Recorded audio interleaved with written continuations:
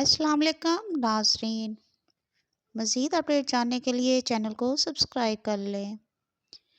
Front line کارکنوں کے خلاف تشدد کے لیے زیرو ٹالرنس۔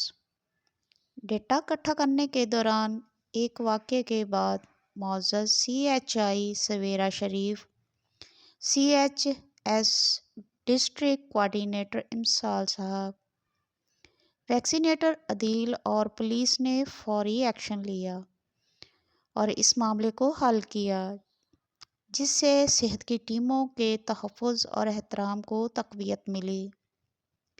یوسی وابڈا کالونی، سی ایچ ایس سویرا شریف۔ السلام علیکم میم، کیسی ہیں؟ میں نا ادھر جان محمد کالونی نا گلی نمبر 11 میں گئی ہوں، تو وہاں نا ایک گھر میں نا لاک کیا، وہاں پہ نا ایک عورت آئی ہے، تو میں نے نا اس کو بتایا کہ نا مریم نواز کی طرف سے آیا، تو اس نے کہا اچھا میں آئی ڈی کارڈ نہ لے آتی ہوں۔